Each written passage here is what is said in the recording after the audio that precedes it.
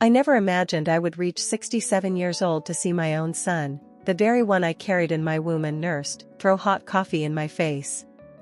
The burn was instant, but nothing compared to the wound that opened in my heart at that moment. His words still echo in my ears today, as if they were burned into my memory. If you don't want to work, go to a nursing home. That morning, as I tried to wipe the dark liquid dripping down my face and neck, staining the white blouse I loved so much, something inside me broke.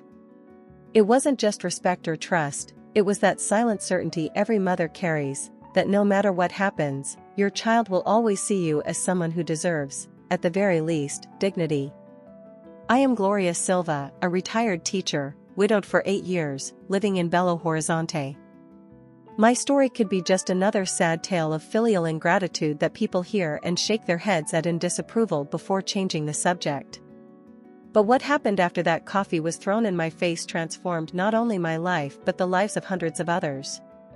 When I was young, I believed that aging would be a natural process of passing on wisdom. I imagined myself like the voice in the movies, surrounded by grandchildren eager for my stories, respected for my experience, consulted before major family decisions. Reality turned out to be completely different. Over time, I became invisible in my own home, like an old piece of furniture that no one has the heart to throw away, but that no one truly appreciates either.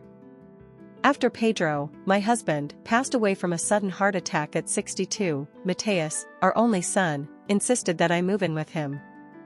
"Mom, you can't stay alone in that big apartment. Come live with us. The kids will love having their grandmother around." His words seemed sincere, filled with that filial love I had always nurtured so carefully.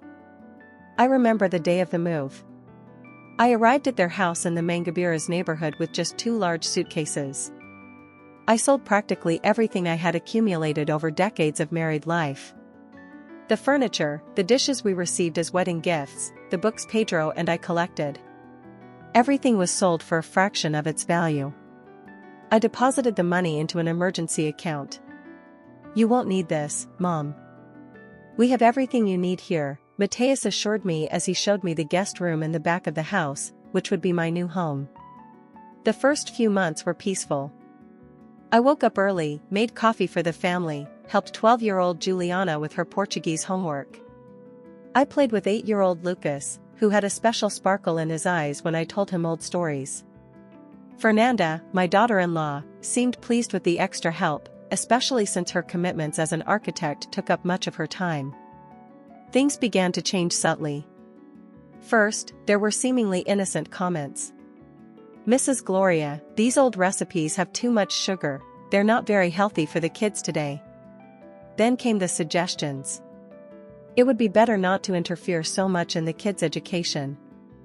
Each generation has its own way. Before long, they were disguised orders.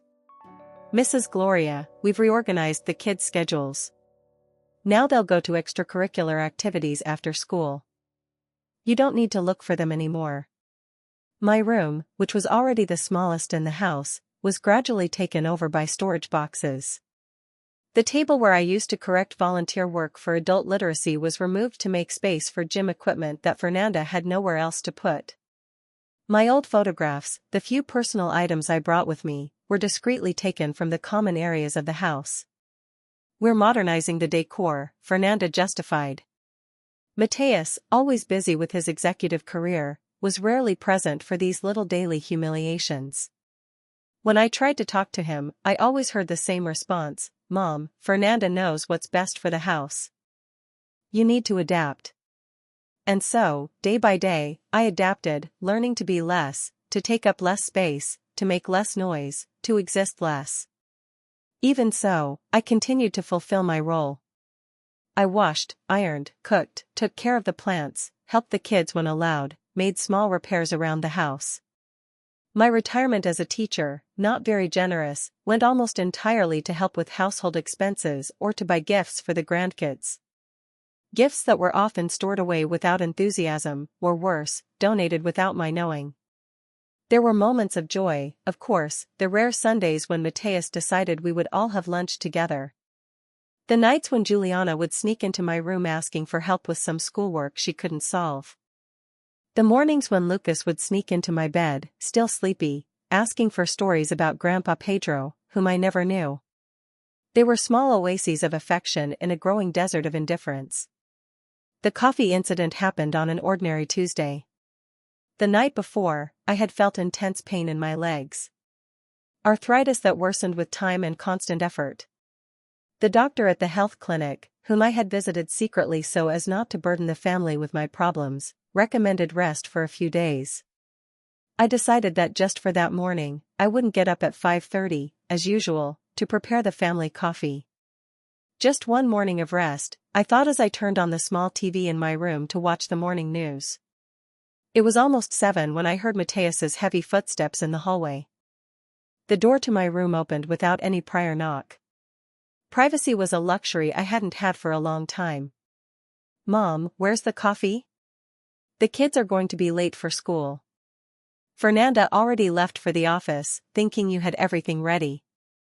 I tried to explain about the pain, about the doctor's recommendation, but the words barely left my mouth when I saw his face change.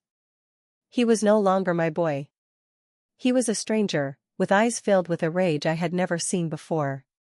"You came to this house to help, not to be a burden. Do you think we're in a hotel? You can just lie there watching TV while everyone else runs around?" Before I could respond, he grabbed the cup of coffee he had just poured for himself in the kitchen and, in a gesture that seemed to happen in slow motion, threw the hot liquid in my direction. I felt the heat hit my face, run down my neck, seep into my clothes.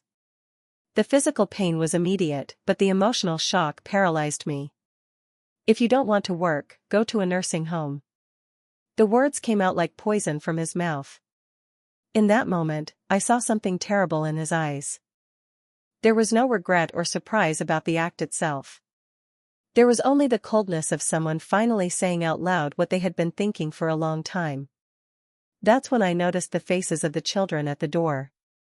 Juliana, hands over her mouth, eyes wide with horror, Lucas, silently crying, clutching his school backpack.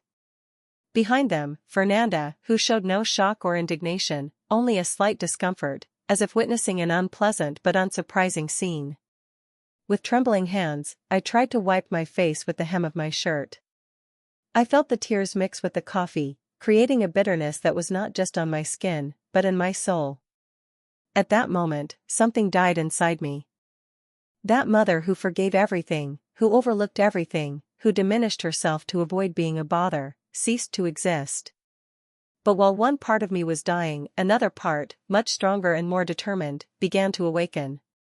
A glory I had never known, perhaps dormant all those years of silent dedication, opened its eyes within me, and it was not willing to accept another day of that life.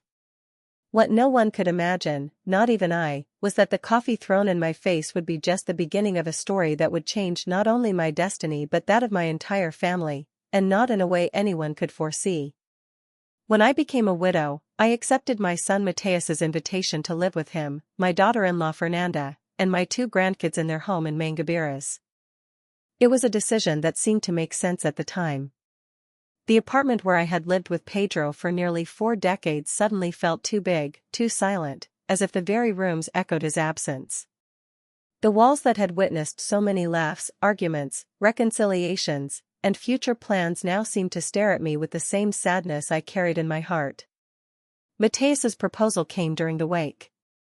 While I was still trying to process the idea that I would never again see my partner walking through the door with that discreet smile that only I knew so well, my son approached, hugged me by the shoulders, and said, "Mom, it doesn't make sense for you to be alone now.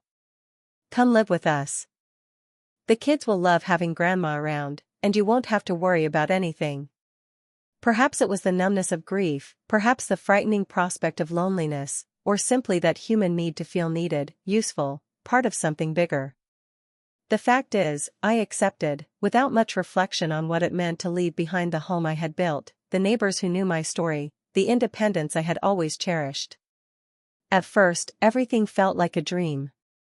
The house was spacious, in one of the most beautiful neighborhoods in Belo Horizonte, with a garden where I soon began to plant some flowers and herbs. My room, though small and at the back of the house, had a window that faced the sunrise. A detail that brought me joy every morning.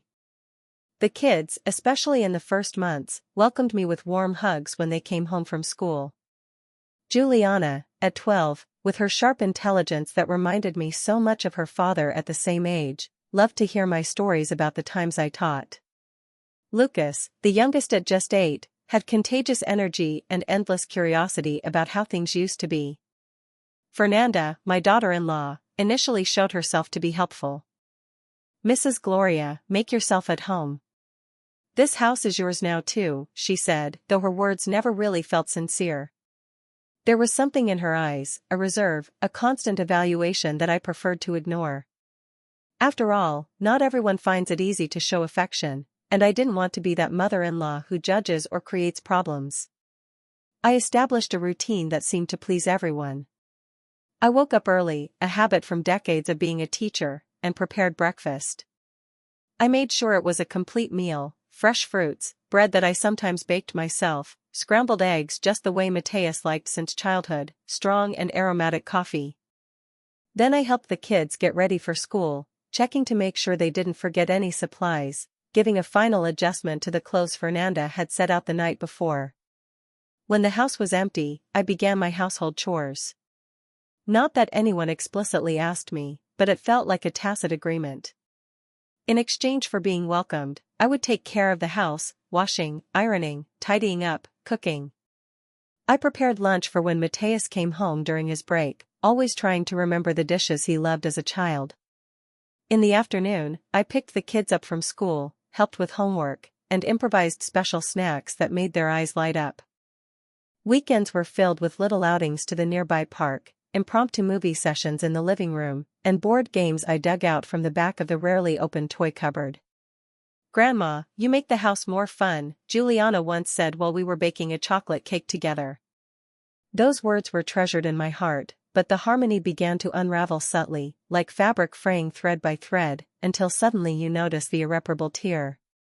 The first sign came about 3 months after I moved in.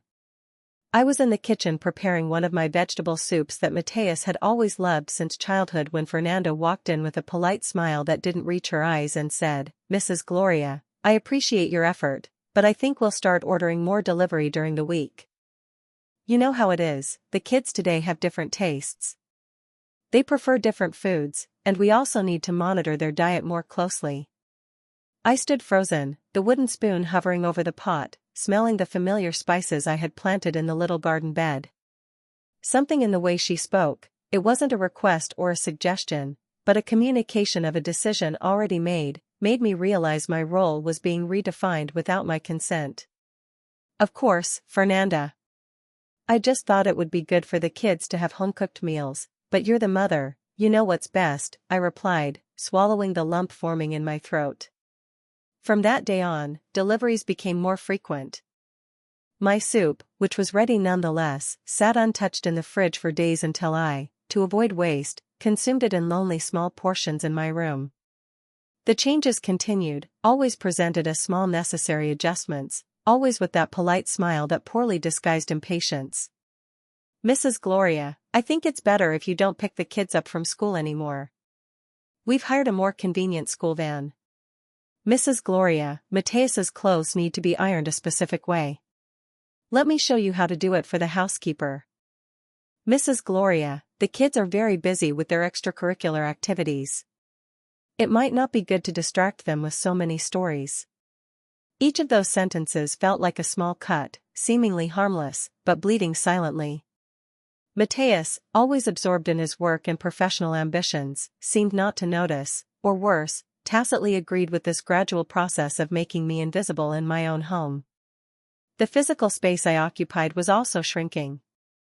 My small room, initially organized with a few personal items I brought with me, old photographs, cherished books, the lamp Pedro gave me on our first wedding anniversary, was being invaded by temporary storage boxes.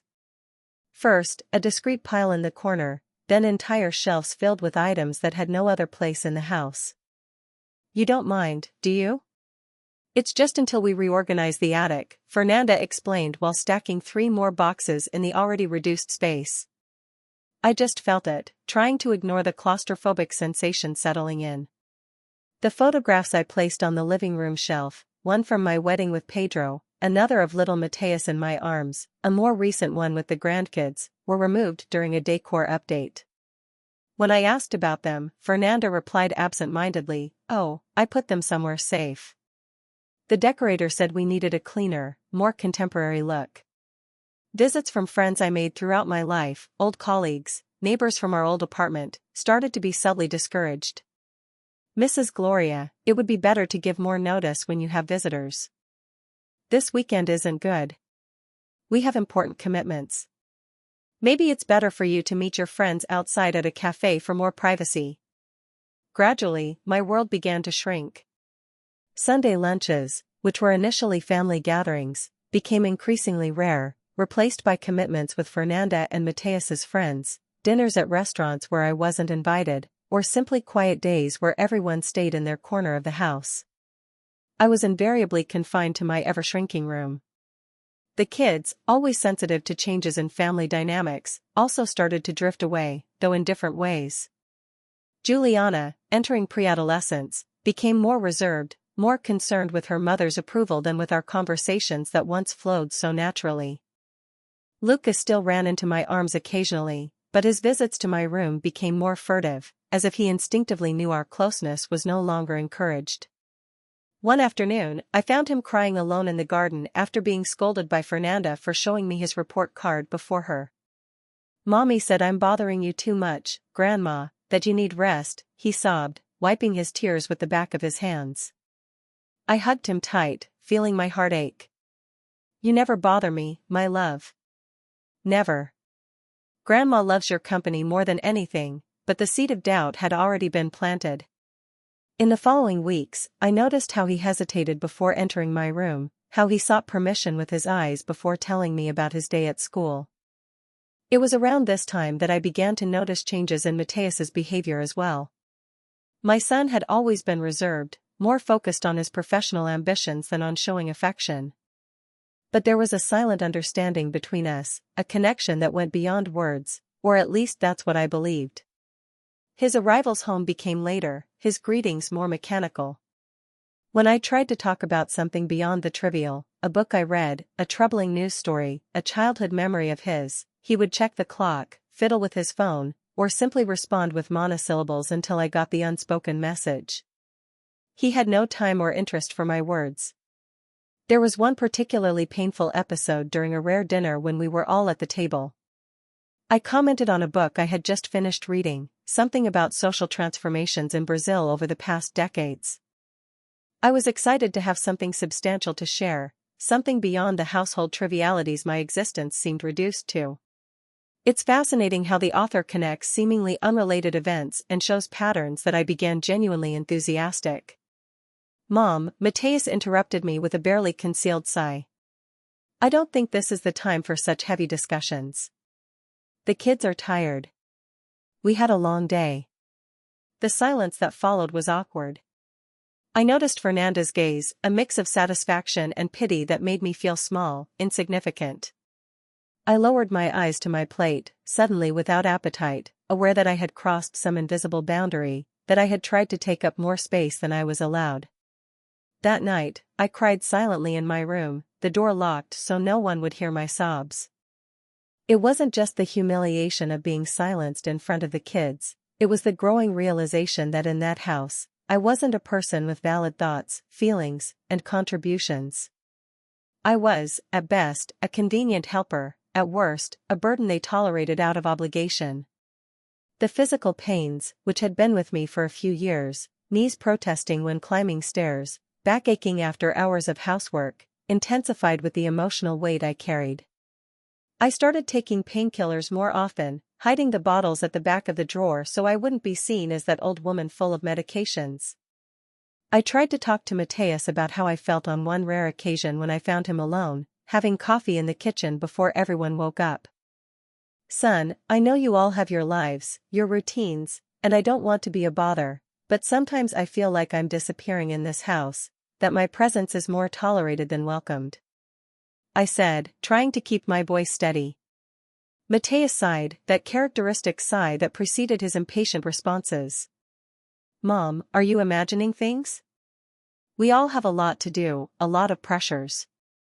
We can't be checking all the time if you feel included or not. Fernanda does her best to manage the house, the kids, her work. You need to be more understanding. I understand, son. I just wanted to. I started, but he was already standing up, putting the cup in the sink, interrupting me with a glance at the clock. I have an important meeting today. I can't be late. We'll talk later, Mom. That later never came. Days turned into weeks, weeks into months, and our unfinished conversation hung in the air, along with so many other unspoken, unresolved things. At some point, I stopped trying. I accepted my diminished role, my silenced voice, my existence as a ghost wandering the corners of the house, trying to be useful without being noticed. I cooked meals that were rarely appreciated, cleaned spaces that would soon be messy again, without a thank you. I waited for moments of connection with my grandchildren, which became increasingly rare. The pain in my legs worsened. A doctor at the health clinic, whom I visited alone after taking 3 buses to get there because I didn't want to bother anyone by asking for a ride, diagnosed me with advanced arthritis, worsened by too much physical effort. He recommended rest, physical therapy, stronger medications. Do you have someone who can help you at home? He asked with genuine concern. I lied, saying yes, that my family was very attentive.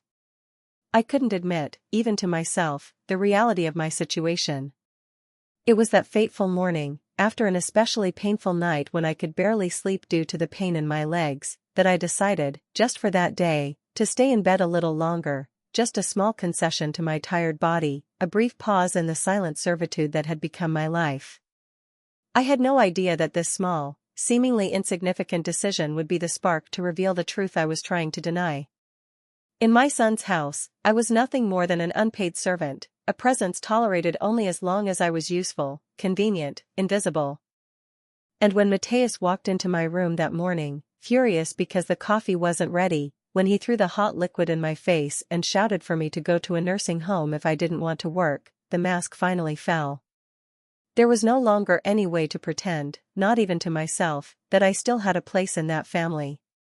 What I didn't know as I tried to wipe the coffee from my face and pajamas, while swallowing tears of humiliation in front of my horrified grandchildren, was that this terrible moment would be the catalyst for a transformation I never imagined possible, that from that pain, that humiliation, a strength would emerge that I didn't know existed within me. A strength that would change everything. I was watching my morning show on TV when Matthias came down for coffee. That Tuesday had started like so many others, with the difference that my body, after years of silent work, was finally screaming for rest. The previous night had been especially difficult. The pain in my legs, which had once been intermittent, now throbbed constantly, as if tiny needles were being jabbed into my joints with every movement. I had made the decision during the early morning hours, while staring at the dark ceiling of my room. Just for that morning, I would give myself the right not to get up at 5:30, as usual. I wouldn't prepare the family's coffee, wouldn't pack the kids' lunchboxes, wouldn't iron Matthias's shirts, I would just rest, as the doctor had recommended. A small act of self-care that, in my naivety, I thought would be understood. The sound of the TV at a low volume brought me some comfort. I wasn't really paying attention to the host who was excitedly talking about a new diet. My thoughts were occupied with the strange feeling of being in bed at that hour, as if I were committing some kind of unforgivable transgression. I heard Matthias's footsteps before I even saw him. Heavy, irritated steps, rushing down the stairs. The door to my room suddenly swung open, without any prior knock. My son stood there, already dressed for work, his tie slightly askew, a sign that he had tried to fix it himself, something I usually did for him. Mom, where's the coffee? The kids are going to be late for school. Fernanda already left for the office, thinking you had everything ready. There was urgency in his voice, but also something deeper, an irritation that seemed disproportionate to the situation. I tried to sit up on the bed, ignoring the sharp pang of pain that shot up my spine. Son, I'm sorry, my legs hurt a lot today. The doctor at the clinic recommended I rest. I thought just for today, but I couldn't finish the sentence. I saw Mateus's face change as if a mask had fallen away. His eyes, which I always thought looked so much like his father's, now shone with a rage I had never witnessed before. "Doctor? What doctor? Are you going around without telling anyone? And since when do you have health problems that I don't know about?" The disbelief in my voice was immediate. "Mateus, I've been trying to talk about my pain for months. Just last week, I mentioned at dinner that you came to this house to help, not to be a burden. Do you think we're in a hotel? That you can just lie there watching TV while everyone else runs around?" The interruption was so abrupt, so laden with resentment that I was momentarily speechless. I noticed he was holding a cup of coffee, probably the only one he managed to make himself before coming to find me. The dark liquid swayed dangerously with the abrupt movements of his hands. "Son, I just need to rest today. I'll be better tomorrow." And it happened so fast that for a moment my brain couldn't process it. Mateus, in a gesture that seemed to happen in slow motion, threw the contents of the cup in my direction. I felt the hot coffee hit my face, trickle down my neck, seep into the collar of my favorite pajamas, the light blue cotton ones Pedro gave me on our last Christmas together. The burning sensation was immediate, but the emotional shock was so great that for a few seconds I was paralyzed, unable to react. The hot liquid ran down my face, onto my chest, staining the light sheets. "If you don't want to work, go to the nursing home." The words came out like poison from my son's mouth, each syllable laden with a contempt I never imagined he could feel for me. There was no hesitation in his voice. No trace of regret for what he had just done, only a calculated disdain, as if he had long been waiting for a chance to make my position in this house clear. It was then that I noticed the children's faces in the doorway. Juliana, at 12 years old, with wide eyes of horror, hands covering her mouth as if trying to stifle a scream. Lucas, the little one at 8, clutching his school backpack like a shield, silent tears streaming down his round face. And behind them, partially visible in the hallway, was Fernanda. Her face showed no shock or indignation at the scene unfolding before her. There was only a slight discomfort, as if witnessing an unpleasant spectacle, but not surprising. With trembling hands, I tried to wipe the coffee off my face using the hem of my nightgown. The fabric, once so soft, now felt rough against my sensitive skin. I felt the warmth of tears mixing with the coffee, creating a bitterness that trickled down to my lips. "Grandma." Lucas's small voice broke the tense silence. He took a hesitant step toward me, but was stopped by Fernanda's arm, who finally entered the room. "Kids, finish getting ready. I'm taking you to school today." Her voice was calm, practical, as if she were dealing with a minor household inconvenience rather than the violence she had just witnessed. "Mateus, you're going to be late for the meeting. You better hurry up." Mateus seemed to awaken from a trance, looked at the empty cup in his hand, then at me, still sitting on the bed, soaked in coffee and tears. For a moment, I saw something pass through his eyes, confusion, perhaps regret, but it was so brief that I might have imagined it. "Mom, he started, but his voice died before he could form a complete sentence. Without another word, he turned on his heels and left the room, leaving only the echo of his heavy footsteps in the hallway. Fernanda stayed a moment longer, her gaze meeting mine briefly. There was no compassion there, just a kind of cold assessment, as if she were calculating the damage and deciding whether it was worth the effort to deal with it. "Clean yourself up, Mrs. Gloria. I left clean towels in the bathroom yesterday." And with that, she was gone, taking the kids with her. I was alone in the room, the only sound coming from the television, where a detergent commercial now showed a happy family around an impeccably clean table. The irony didn't go unnoticed. Struggling, I got up from the bed. My legs protested with the movement, but the physical pain felt distant now, overshadowed by the hurt that settled in a much deeper place. I dragged myself to the small bathroom attached to my room, avoiding looking in the mirror as I washed my face and neck with warm water. The water took away the coffee, but it couldn't wash away the humiliation, the feeling of being reduced to nothing in the eyes of my own son, the boy I had rocked through feverish nights, for whom I had sewn carnival costumes, the one I taught the alphabet to before he even started school. The boy who swore when Pedro died that he would take care of me as I had always cared for him. When I finally looked at my reflection in the mirror, I saw a woman I barely recognized.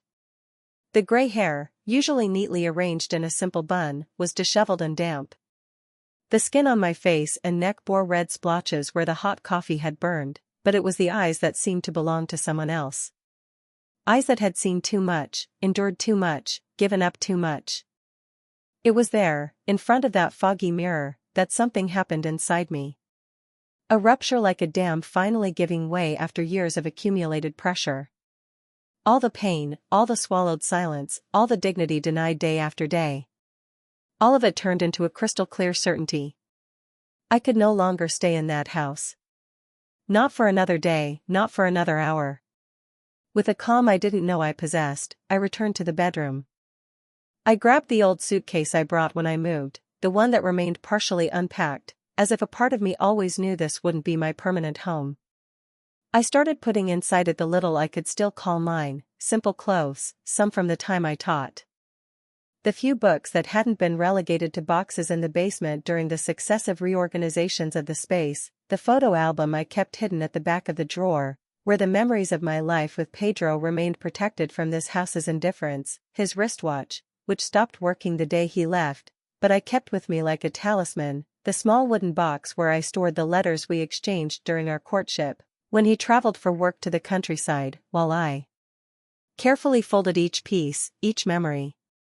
I felt a strange lightness taking over me, as if each item placed in the suitcase was also a weight lifted from my soul. There were no more tears, just a quiet and unwavering resolve. I didn't know where I would go. I didn't have enough money to rent a place of my own. The small pension barely covered a simple room in some boarding house. I had no close family to turn to. My younger sister had lived abroad for decades, and the few cousins I had left were scattered across the country. Contacts reduced to occasional Christmas cards.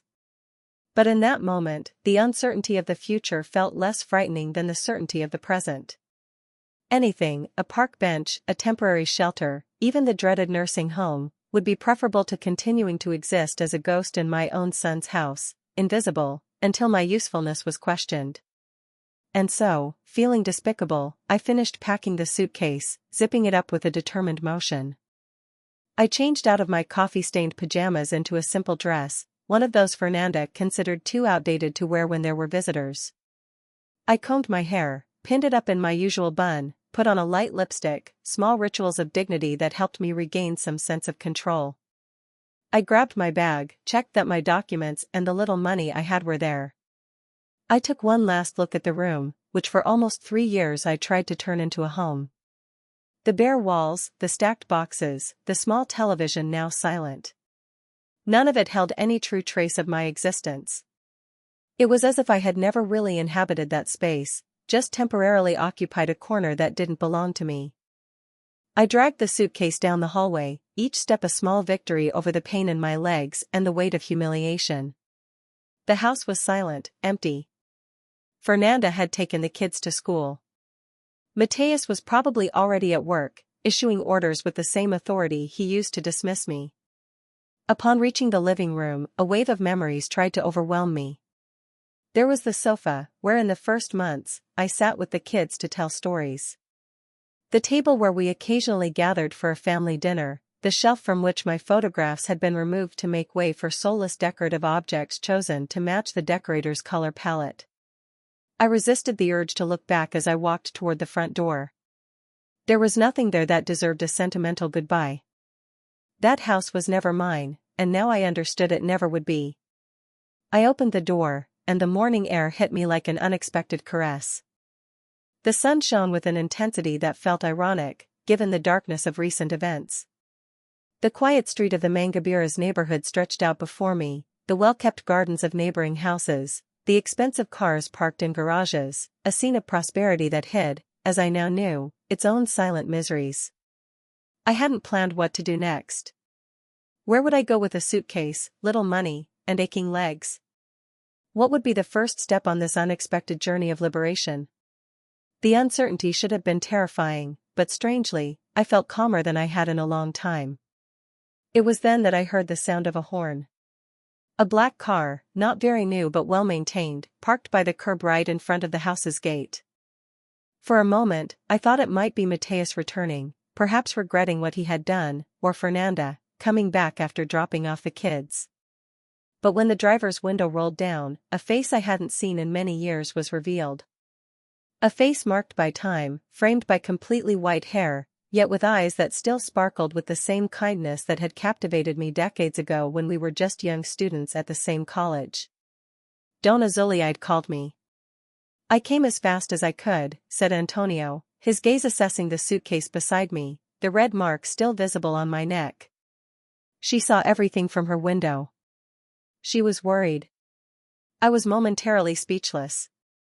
Donna Zuliide was the elderly neighbor who lived next door, a reserved lady with whom I exchanged only polite greetings occasionally.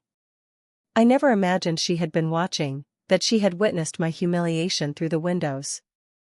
Antonio, I don't know what to say. I stammered, suddenly aware of my appearance, of the situation exposed to the eyes of someone who knew me from a previous life, from a time when I was still respected, still someone. He got out of the car, approached with calm steps, and took my suitcase without asking questions. His movements were gentle, respectful, as if he understood the fragility of the moment without needing explanations. You don't need to say anything right now, Gloria. Let's get out of here first. His voice was low, firm, reassuring. Donna Zuliide offered her home for you to stay as long as you need. She has a guest room that she rarely uses. I took one last look at the house I had tried to call home for almost 3 years. There was no nostalgia, just a growing certainty that what I was leaving behind was not a refuge, but a prison I had helped build with my silence, my acceptance, my desperate need to still be useful, still be loved. I'm ready, I said, surprised by the firmness in my own voice. Antonio opened the passenger door for me. A simple gesture of courtesy I hadn't experienced in a long time. As I settled into the seat, I realized that the pain in my legs, though still present, seemed less important now, as if my body understood we were finally moving in the right direction, away from the source of a much deeper pain. The car began to pull away slowly. Through the rearview mirror, I saw Mateus and Fernanda's house fading behind us, shrinking with each meter until it became just another elegant building among so many others in that privileged neighborhood. Where are we going now? I asked, more to myself than to Antonio. He smiled, a gentle smile that reached his eyes. To a place where you can heal, Gloria, and then wherever you want. In that moment, as the car drove through the tree-lined streets of Belo Horizonte, I realized that the coffee thrown in my face hadn't just been an act of cruelty, it had ironically been the awakening I needed, the burn that finally made me feel something beyond the emotional numbness I had been living in. And as we moved away from the past, I felt something I hadn't experienced in a long time. The possibility of a future that, although uncertain, would truly be mine. I left that house with a small suitcase and my dignity wounded. Antonio's car continued through the streets of Belo Horizonte while I tried to process everything that had happened in the last few hours. The sensation of my skin burned by coffee still lingered, but it was the invisible burn inside my chest that hurt the most. I looked at my hands, wrinkled by time and work, and noticed they were trembling slightly, not from fear, as one might assume, but from a strange mix of indignation and liberation. We're almost there, Antonio said, interrupting my thoughts. Donna Zuliide is already waiting for us. Donna Zuliide's house was an old building in a simpler neighborhood than Mangabira's. It didn't have the ostentatious luxury of Mateus and Fernanda's residence, but it had its own dignity, one of those houses that age gracefully, accumulating stories in every corner. A small garden in front, with well-tended rose bushes, welcomed visitors. She was waiting for us on the porch.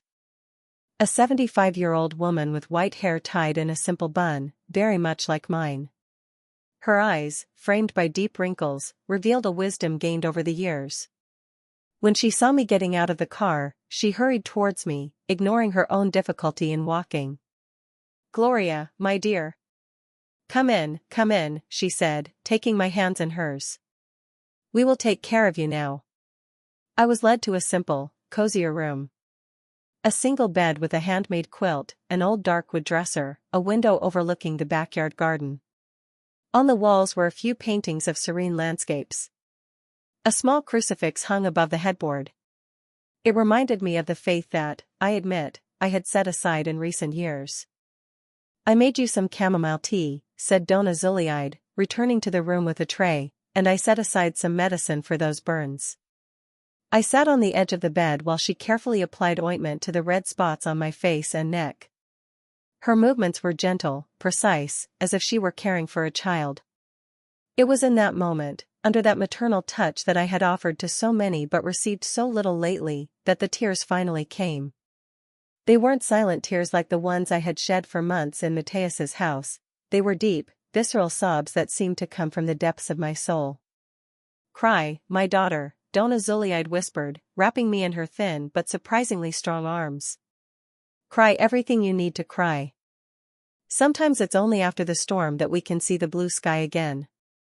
I cried for hours, it seemed. I cried for the son I thought I knew who turned out to be a cruel stranger. I cried for the grandchildren I might never see grow up. I cried for the lost time, trying to be accepted where I was never truly welcome. And perhaps more importantly, I cried for the woman I once was, strong, independent, respected, and who had allowed herself to be diminished to the point of almost disappearing. When I finally calmed down, Antonio reappeared at the door. He had quietly slipped away during my breakdown, offering me the privacy I needed in that vulnerable moment. "I brought a few things I thought you might need," he said, placing a pharmacy bag on the dresser. "Pain relievers for my leg aches, extra ointment for the burns," and he hesitated for a moment. A slight blush coloring his time-worn cheeks. "A new notebook. I remember you always liked to write." That small gesture, so simple yet so deeply thoughtful, touched me in a way I didn't expect. How could he remember that detail about me after so many years? We barely knew each other in college. I was a literature student focused on becoming a teacher, while he was studying library science, always surrounded by books. We had few mutual friends, a couple of shared classes, and yet he remembered that I used to carry a notebook to jot down thoughts, poems, reflections. "Thank you," I managed to say, my voice still hoarse from crying. "For all of this, for being here." He simply felt it. A gentle smile on his lips. "Rest now. Tomorrow we can talk more." The following days passed in a kind of haze. I slept a lot, my body finally responding to the accumulated exhaustion of years of constant work and sleepless nights. When I was awake, I would sit on the small back porch of Donna Zuleide's house, watching the birds in the garden or flipping through some of the old magazines she kept on a shelf in the hallway. There was no television in the room, which initially bothered me. I had gotten used to having it as constant company, a background noise to mask the loneliness, but soon I discovered that silence had its own value, allowing my thoughts, long suppressed, to finally organize themselves. It was on the fourth day at Donna Zuleide's house that Antonio came to visit me again. I was on the porch trying to finish a crossword puzzle from a magazine when I saw him coming through the garden, carrying a leather folder under his arm. "Good morning, Gloria," he greeted, sitting down in the empty chair next to me. "How are you feeling today? Are the aches any better?" I replied, noticing that, indeed, my legs hurt less. Maybe it was the rest, or perhaps the absence of the constant stress of trying to be invisible and indispensable at the same time. "What brings you here so early?" He adjusted his glasses on his face, a gesture I recognized as a sign of nervousness. "I have a proposal to make, or rather, a suggestion." He opened the folder and pulled out some papers. "I've been thinking about what happened, and something doesn't seem right about how your son is managing your assets." I frowned, confused. "My assets?" "I have no assets, Antonio. I sold almost everything when I moved to Mateus's house. The little money I had, I left in an account he managed for me, for emergencies." "Exactly," he said, handing me some bank statements. I took the liberty of consulting a friend who was a lawyer. "With your permission, of course." And he raised some concerning issues. I looked at the papers without really understanding them. Numbers, dates, values, everything seemed like a mess. What am I seeing here? Your retirement, Gloria, the monthly INSS deposits, and also what was left from the sale of your belongings when you moved. According to these records, the money has been moved regularly over the past 3 years. I felt a chill run down my spine. What do you mean, moved? I never used that money. I thought it was saved, just like Mateus assured me. And it should have been, Antonio confirmed, his face now serious. But there have been regular withdrawals, transfers to a business account that coincidentally belongs to one of your son's companies. The revelation hit me like a bucket of cold water. Mateus not only reduced me to a servant in his home but was also taking the little I had. The money from the sale of the apartment where I lived with Pedro, the furniture that held a lifetime of memories, the small pension I worked decades for as a teacher. All of it was being used by him. It can't be, I murmured, more to myself than to Antonio. He wouldn't do this to me. But even as I said those words, something inside me knew it was perfectly possible, even likely. The man who threw hot coffee in his own mother's face, who threatened her with a nursing home when she dared to ask for a day off, this man would be capable of stealing from her. My lawyer friend thinks we have a solid case of embezzlement, Antonio continued. Especially since you never formally authorized those transfers. And there's more, Gloria. He pulled another document from the folder. It was a deed. I immediately recognized the address, the small apartment in the city center where I lived with Pedro for nearly 4 decades. You said you sold the apartment before moving, Antonio said. But according to the official records, the property is still in your name. There was never a transfer of ownership. My head spun, but how? Mateus took care of everything.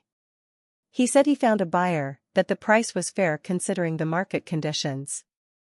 He brought me papers to sign. Papers that apparently weren't for the sale of the property, Antonio finished. My guess is they were powers of attorney, giving him broad authority to manage your assets. With that, he could rent out the apartment and collect the money without your knowledge. The feeling of betrayal was so deep it felt physical, as if something inside my chest was being torn apart. The son I raised, whom I loved unconditionally, whom I always put first. That same son had deceived me in such a calculated way. Why? I asked, my voice choked. Why would he do this? Mateus always had everything. We gave him the best education we could afford. We supported his career. He has a good job, a nice house. Maybe that's exactly it, Antonio replied softly. That house in Mangaberas, the luxury cars, the international trips. I've wondered if all of that is really compatible with an executive salary, even a successful one. Maybe there's more to this story than we can see right now. I fell silent, trying to process all this information. It was too much to take in at once. My son was not just cruel and ungrateful, he was also a thief, someone who didn't hesitate to take advantage of his own mother. What do we do now? I finally asked, feeling completely lost. That depends on you, Gloria, Antonio said, gently placing his hand over mine. We can contact the police, file a formal complaint, or we can approach Mateus directly, confront him with what we've discovered. He hesitated, clearly uncomfortable with what he was about to suggest. Or we could insist, or we can dig deeper before making any decision, he added. I have a friend, Jorge, who is a private investigator, retired from the police but still has connections. He could help us better understand what's happening with your son's business. The idea of secretly investigating Mateus tightened my heart. Despite everything that had happened, a part of me still saw him as the boy who ran into my arms when he fell on the playground, who proudly showed me his school drawings, who cried on my shoulder after getting rejected by a girlfriend for the first time. But another part of me, the one still burning from the coffee burns and the humiliation, wanted answers. I needed to understand how deep this betrayal went. And, more importantly, I needed to reclaim what was rightfully mine, not just the material possessions, but my dignity, my place in the world. Let's investigate, I finally decided. I want to know the truth, no matter how painful it is. Antonio nodded, gently squeezing my hand in a gesture of support. I'll contact Jorge today, and don't worry about the costs. Consider it an investment in justice. In the days that followed, as Jorge conducted his discreet investigation, I gradually regained my strength. The pain in my legs lessened each day, thanks to the proper medication and the rest that Dona Zuliide insisted I take. The burn marks on my face and neck began to fade, although I suspected some would leave permanent scars, both on my skin and in my soul. I started using the notebook Antonio had given me. First, just to organize scattered thoughts, then to record memories of my life before everything fell apart. Memories of Pedro, of our youth together, of Mateus's early years, so full of hope and love. It was like stitching together patches of a quilt that had been torn apart, trying to recover the original design. A week after we started the investigation, Antonio appeared again, this time accompanied by Jorge, a middle-aged man with keen eyes that seemed to notice every detail around him. Ms. Gloria, he greeted me respectfully. I have some information that I believe you'll want to hear. We sat in Dona Zuliide's living room, who discreetly stepped away to give us privacy. Not without leaving a tray with coffee, an irony that didn't go unnoticed, and homemade cookies. Your son has been involved in questionable activities for at least 5 years, Jorge began, opening a folder similar to the one Antonio had brought days earlier. His company, officially a financial consulting firm, serves as a front for a rather sophisticated money laundering scheme. I felt the air escape from my lungs. Money laundering, Mateus? Jorge nodded gravely. He managed to access some bank records and communications. He receives large sums from businessmen looking to clean money obtained illegally. Through a series of complex transactions, this money is reintroduced into the market as if it came from legitimate sources. And the apartment? My retirement? I asked, fearing the answer. They're just a small part of the scheme, Jorge confirmed. Your apartment is being rented at a price well above market value, probably as part of some laundering deal. And your retirement? Well, she was just fattening his operations cash flow. I stayed silent, trying to absorb the impact of these revelations. My son wasn't just cruel to me, he was a criminal, someone living on the edge of the law, who built his apparent prosperity on lies and fraud. There's one more thing, Jorge added hesitantly. During my investigation, I found evidence that your son is planning a big operation in the coming days, a substantial transfer to accounts abroad, possibly preparing to leave the country before the authorities discover the scheme. Would he flee? I asked incredulously. And Fernanda, the kids, from what I could see, his wife is aware of everything. She would probably leave with him. As for the kids, Jorge paused, clearly uncomfortable. It's hard to say, ma'am. A wave of nausea washed over me. Juliana and Lucas, my innocent grandchildren, caught up in this web of lies and crimes, perhaps ripped from school, from their friends, taken to some distant country where they would grow up under the shadow of their father's actions. What can we do? I asked, my voice trembling with emotion. It was Antonio who answered, placing a comforting hand on my shoulder. We have enough evidence to take to the authorities. Jorge has contacts in the public ministry, people who would handle the case with the necessary discretion. But you're thinking of the kids, he added, understanding the scandal, the impact this would have on everyone. I felt it silently. Despite everything, despite the betrayal, the humiliation, the theft, I still cared about my grandchildren's well-being. I still cared about what would happen to Mateus, even if he didn't deserve my consideration. The other option, Jorge suggested, exchanging a meaningful glance with Antonio. A more strategic approach. What kind of approach? I asked, intrigued. Instead of going directly to the authorities, we could use what we know as leverage, confront your son with the evidence, demand the return of what is rightfully yours, and ensure he immediately ceases these criminal activities. A chance for redemption? I asked, a flicker of hope igniting in my chest. A chance to do the right thing before it's too late, Antonio gently corrected. For him, for the kids, and for you. Glory. I considered the proposal for a few moments. Could it be possible that Mateus, confronted with the truth, would choose the path of righteousness, abandon his criminal schemes, and return what belonged to me? Maybe I even dared to dream he would apologize for the way he treated me. What if he refuses? I finally asked. If he threatens us or simply denies everything, then we have the nuclear option, Jorge replied, his expression hardening. All the evidence I've collected will be handed over to the public ministry, the federal revenue, and the federal police. Your son will face multiple charges that could result in decades in prison. The severity of that possibility hit me hard. It was an impossible decision to offer a last chance for redemption to the son who betrayed me or to hand him over to the justice he so clearly deserved. I closed my eyes for a moment, seeking clarity amid the whirlwind of emotions. When I opened them again, there was a firm resolution in my heart. Let's confront him, I decided, but not just with words or veiled threats. I want concrete evidence, documents, recordings, everything we have. I want him to see clearly the abyss in front of him and the only bridge to salvation. Antonio and Jorge exchanged approving glances. And I will do it myself. I continued to feel a long-forgotten strength awaken inside me. Face to face, eyes locked. I want him to see the mother he underestimated, who he tried to erase, who he thought he could use and discard like a worthless object. Are you sure about this, Gloria? Antonio asked, concern evident in his voice. It could be dangerous. He has already shown he is capable of violence. I instinctively touched the almost invisible marks on my neck, a reminder of the coffee thrown at me. I am certain, and this time I won't be alone or unprepared. The perfect opportunity arose on Mateus's 43rd birthday.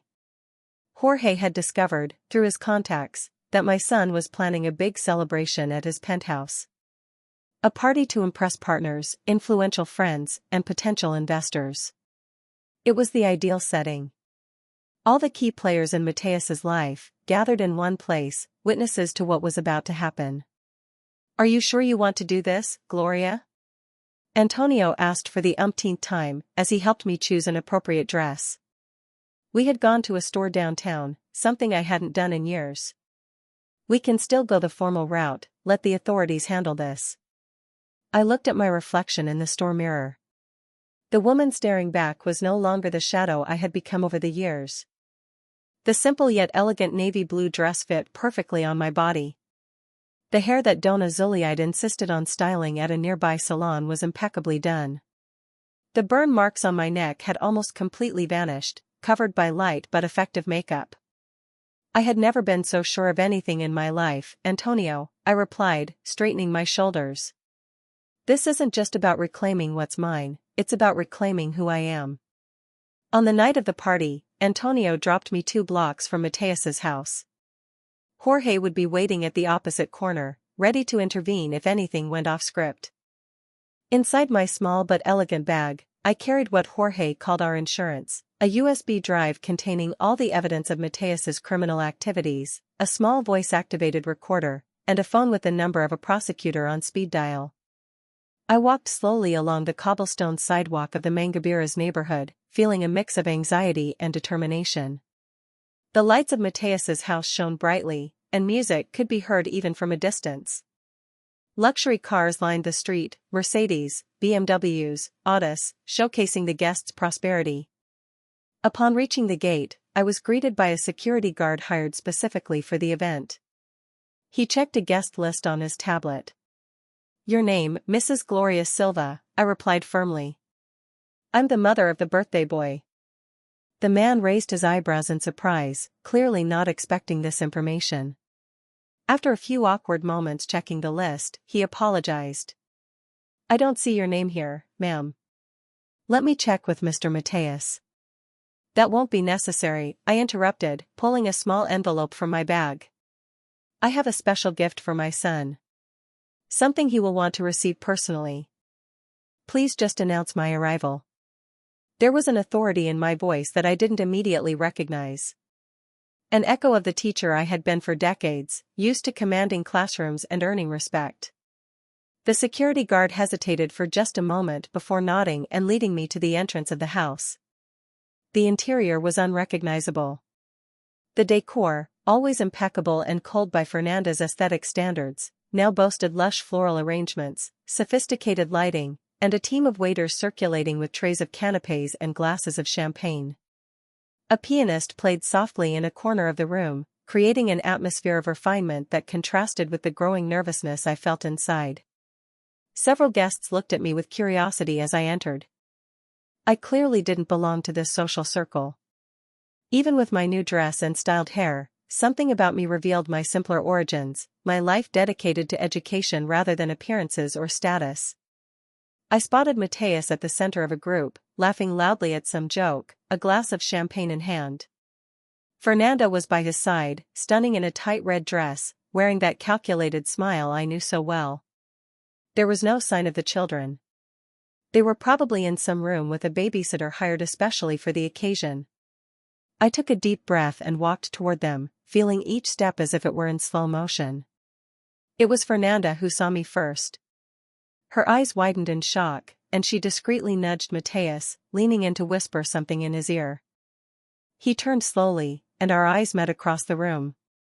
I saw the exact moment recognition hit him, followed by a quick sequence of emotions, surprise, confusion, and finally, a cold calculation on how to handle my unexpected presence at his carefully orchestrated event. "Mom," he said, stepping away from the group and approaching me with measured steps. "What a surprise. We didn't expect to see you here." "I imagine not," I replied calmly.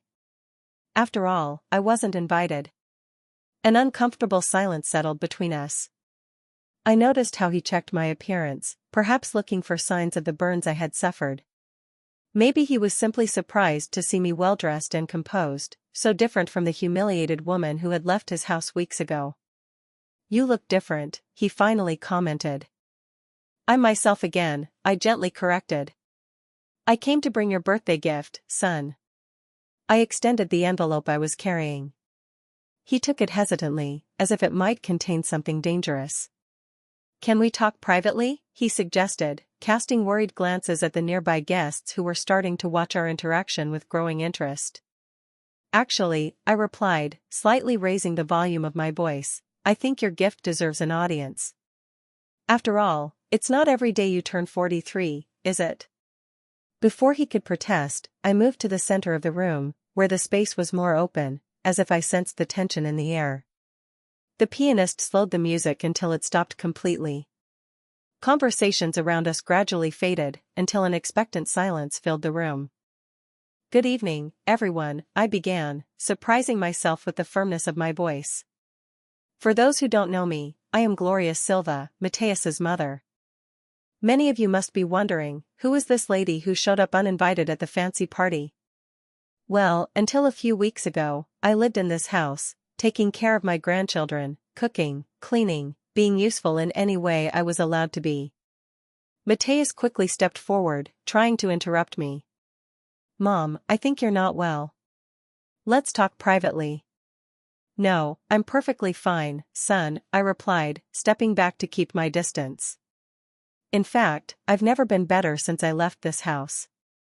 I left, by the way, not by choice, but because your son said," addressing the guests now. He threw hot coffee in my face when I had the audacity to ask for a day off due to leg pain.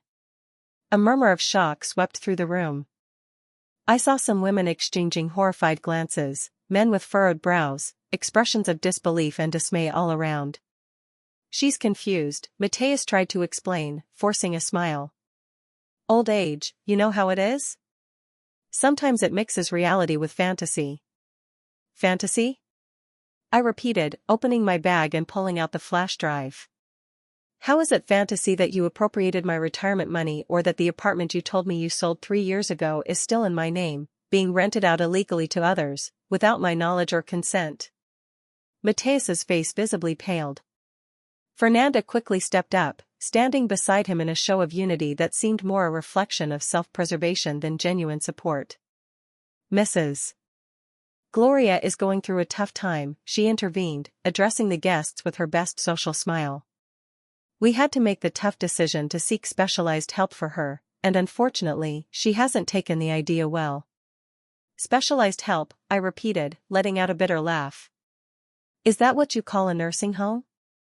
Or maybe you're referring to the specialized help your husband seeks to clean money from questionable sources?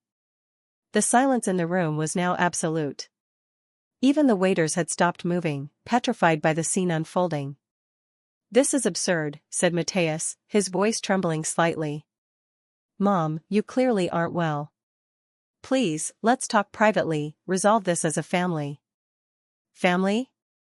I questioned, feeling the emotion finally break through the calm barrier I had built. What family, Matthias? The one where the mother is treated like a servant until she can no longer serve? The one where the son steals a lifetime savings from his own mother to fund his luxurious lifestyle and shady businesses? I noticed movement in the corner of the room. Some guests began to discreetly withdraw, clearly uncomfortable with the turn of events. Others, however, remained frozen, unable to look away from the family drama unfolding before them. It was at that moment I saw Jorge quietly enter the room, positioning himself strategically near the door. Our plan was in action. He had contacted specific people among the guests, those who could make a difference when the revelations came to light. Ladies and gentlemen, I continued, raising the flash drive for everyone to see. In this small device are all the proofs of what I'm saying. Bank statements showing illegal transfers from my account to shell companies. Documents proving that my apartment is still in my name while my son pockets the rent. And more importantly, detailed evidence of the money laundering scheme that funds this house, these luxury cars, this extravagant party. Matthias quickly moved forward, trying to snatch the USB drive from my hand. Enough, you don't know what you're talking about. I stepped back, keeping the device out of his reach. I know exactly what I'm talking about, son. And you know who else will know? The prosecutor from the public ministry who's waiting for my call, the federal revenue who will receive copies of all these documents tomorrow morning, the investigative journalists who already have part of this information. Fernanda let out a small strangled sound, as if she finally understood the gravity of the situation. Matthias, she murmured, gripping his arm tightly, her perfectly manicured nails digging into the expensive fabric of his suit. It was then that I noticed movement on the stairs. Juliana and Lucas, my grandchildren, were standing there, watching the scene with wide eyes. They weren't in pajamas, as one would expect at that hour, but dressed as if they were ready to go out. A detail I registered vaguely, but whose importance I would only grasp later. Grandma, Lucas called, his small voice cutting through the tense silence of the room.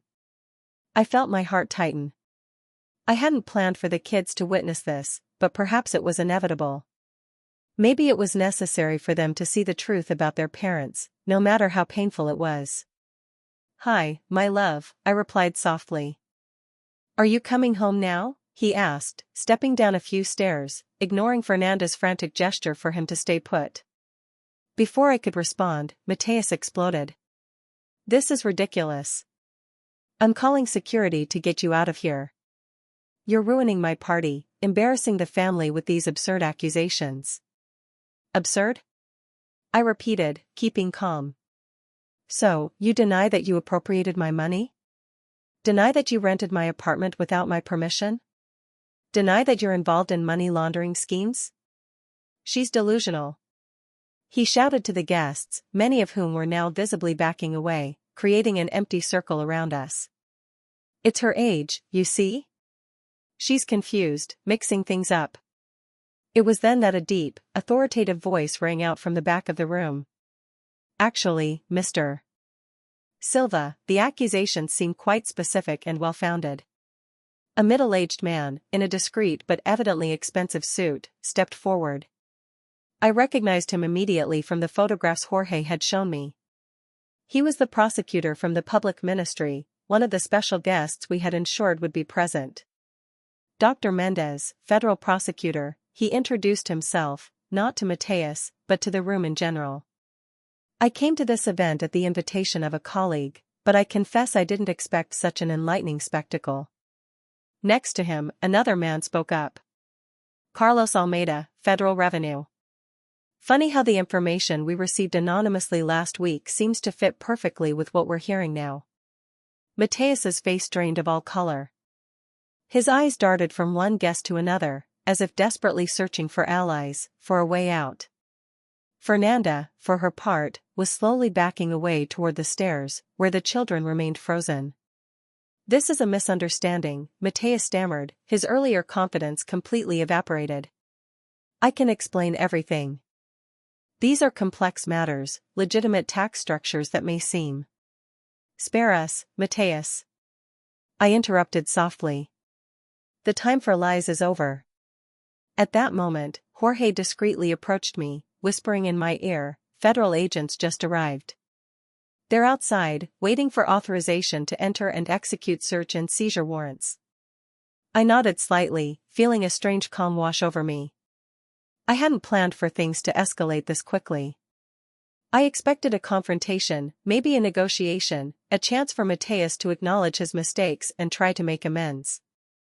But he chose the path of denial to the end, and now he would face the consequences. "Grandma," Lucas called again, now at the foot of the stairs.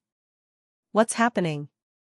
I walked over to him and knelt down, ignoring the protest of my joints. "Justice is happening, my love. Sometimes, adults make mistakes, serious mistakes, and they need to face the consequences."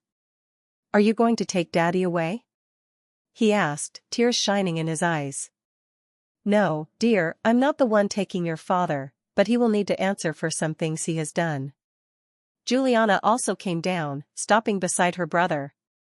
At 12, she understood much more than she let on. "That's why we have our bags packed.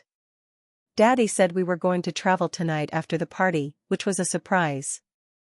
I exchanged a quick glance with Jorge, who discreetly nodded, confirming what I already suspected.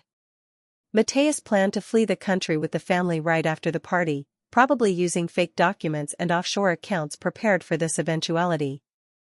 Before I could respond to my granddaughter, the front door opened, and several federal agents entered, led by a stern-looking man who immediately approached Mateus. "Mateus Silva, I am Agent Rodriguez from the federal police.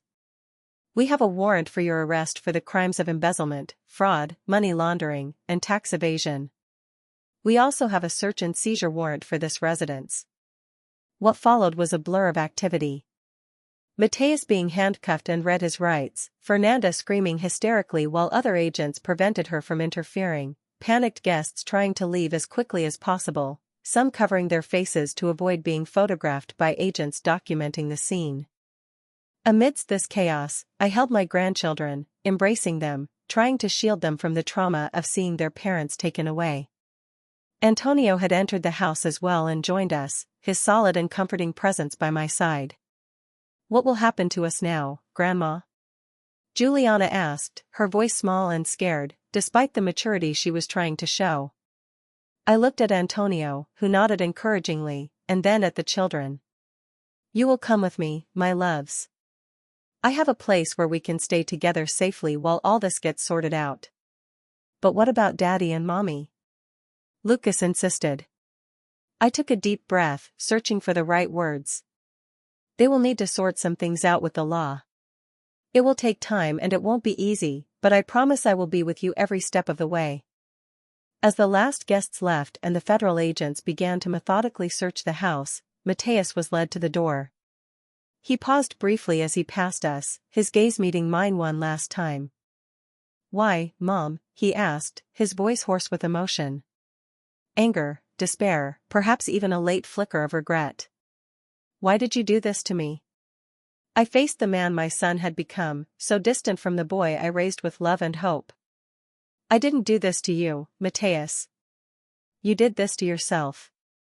Every choice, every lie, every moment you decided that appearances and money were more important than honesty and respect." I paused, feeling the weight of my grandchildren's small arms around me. "But know this, despite everything, I will always be your mother. And when you're ready to face the truth, to rebuild your life on stronger foundations than lies and exploitation, I will be waiting." He didn't respond. Perhaps there was nothing more to say at that moment. The agents led him away, and soon Fernanda followed, casting me one last look that mixed equal parts of hatred and fear. We stood there, me, Antonio, Juliana, and Lucas, like survivors of a shipwreck, clinging to each other as the storm slowly passed. The elegant party was completely ruined, the house in disarray, with agents moving from room to room, opening drawers, checking computers, collecting evidence. "Shall we go home?" Lucas asked, rubbing his tired eyes. "Yes, my love," I replied, exchanging a meaningful glance with Antonio. "Let's go home." And as we left that house that had never truly been a home, I knew the road ahead would be difficult. There would be lawsuits, interrogations, perhaps even a trial where I would have to testify against my own son. There would be nights when the children would cry for their parents, questions for which I wouldn't have easy answers, wounds that would take time to heal. But for the first time in many years, I felt I was on the right path. Not the easiest, certainly not the least painful, but the only one that would allow me to look in the mirror and recognize the woman staring back. Glória Silva, no longer a shadow, no longer a servant, but a complete woman, owner of her own story. The coffee thrown in my face that morning was not the end, as I thought at the time. It was just the beginning, painful, yes, but necessary, of a journey of rediscovery and redemption that would continue in the days, months, and years to come. Today, 3 years later, as I watch Juliana and Lucas playing in the garden of the house we share with Antonio and Dona Zuleide, I think about how life can change in an instant. That hot coffee thrown in my face, which seemed like the end of the world, was actually the beginning of my liberation. Sometimes, we need to hit rock bottom to find the strength to rise again. Mateus was sentenced to 12 years in prison for his crimes. Fernanda received a lesser sentence, 5 years for complicity. My apartment was recovered, as were my savings. Although much of the money had already been lost in the illicit schemes, the true wealth I regained cannot be measured in reis. It was my dignity, my identity, my right to exist as a complete person and not just as a convenient shadow. The children suffered, of course. How could they not, seeing their parents taken away in handcuffs, facing the curious and sometimes cruel stares of schoolmates, adapting to a new life? All of this left scars, but children are surprisingly resilient when they receive genuine and consistent love. Today, Juliana is a bright 15-year-old teenager, passionate about social justice, perhaps inspired by what she witnessed at such a young age.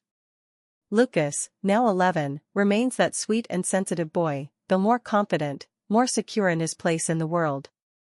I visit Mateus in prison once a month. At first, he refused to see me, consumed by anger and humiliation. Over time, something changed. I can't say there was a grand moment of regret, a dramatic plea for forgiveness. Real life is rarely that theatrical. It was more subtle. Questions about the kids, stories from his own childhood, hesitant reflections on where he went wrong, small steps towards something that might one day resemble redemption. Fernanda was released from prison 6 months ago after serving her sentence. To my surprise, she asked to meet me. We sat in a neutral cafe, 2 women connected by a painful story, seeking some kind of resolution. She didn't apologize for the past, perhaps she never will, but she spoke of her desire to rebuild a relationship with her children. "You've been more of a mother to them in the last years than I ever was," she admitted with an honesty that caught me off guard. We arranged supervised visits, a slow process of reconnection that respects the children's emotional time and space. As for Antonio and me, well, that's a different story. I never imagined I'd find a partner at this stage of life, someone who sees me fully, not just as a mother, a grandmother, a caregiver, but as a woman with desires, dreams, and her own ideas. We got married last year in a simple ceremony in the garden with the kids, Dona Zuleide, and a few friends I made in the support group for elderly people suffering from domestic abuse. Her bookstore, Pages in the Wind, now has a special corner for children's literature that I help coordinate with storytelling afternoons that bring back the teacher I've always been at heart.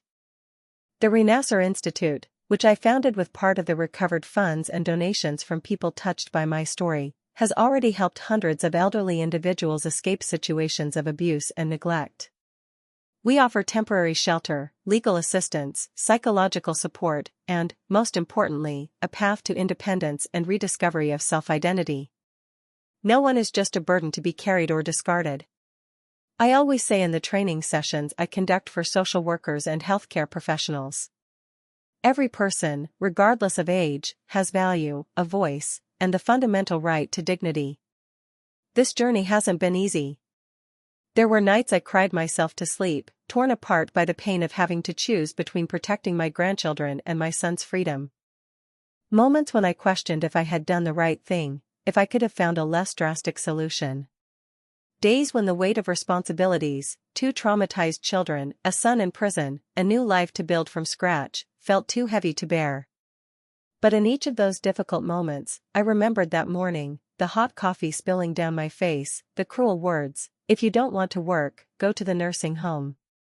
And I knew I had made the only possible choice, not out of revenge, as some might think, but for justice, for myself, for my grandchildren, and yes, even for Mateus, who needed to face the consequences of his choices to have any hope of redemption. My story is not unique. Across Brazil, thousands of elderly people suffer in silence, diminished, exploited, treated as inconveniences by those who should love and respect them. Many do not find the strength to break free. I don't have an Antonio, a Dona Zuleide, or a Jorge to support them. It's for them that I share my experience, no matter how painful it is to relive. If you are watching this video and see yourself in my story, if you too have been treated as a burden, if your voice has been silenced, if your worth has been measured only by your usefulness, know that you are not alone. Know that you deserve respect, love, and dignity. Know that it is never too late to start over. And if you know someone in this situation, a father, a mother, a grandparent, a neighbor, don't turn a blind eye. Silent complicity is what allows abuse to continue. Reach out, offer help, be the bridge to a better life. This is the mission of the Vovo channel. Remember? To bring to light stories like mine, to create a space of recognition and validation for those who suffer, and to show possible paths to liberation and rebuilding life. It's not easy to relive these moments, to expose still sensitive wounds, to face occasionally cruel or skeptical comments. It took a lot of work to produce this video, every word carefully chosen to honor not just my experience, but that of so many others. If this story touched you in any way, I ask you to subscribe to the channel. Your comments are essential, not just for me, but for others who watch and may need that final push to seek help. Share in the comments if you know similar situations, if you've witnessed something like this, or simply what you felt hearing my story. This kind of conversation saves lives. Believe me, a like on this video helps reach more people, breaking the silence that protects the abusers, not the victims. Share it with anyone you think needs to hear this message of hope and transformation. And if you can, consider supporting our channel through Value Demais, a way to donate that allows us to continue this work. Every contribution, no matter how small, helps cover production costs and lets us bring new content daily.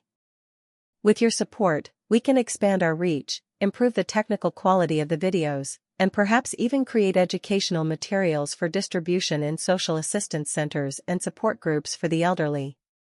This is not just my story, it is the story of a generation that built this country with the sweat of their labor and deserves to age with dignity. It is the story of families broken by distorted values, where respect is replaced by convenience.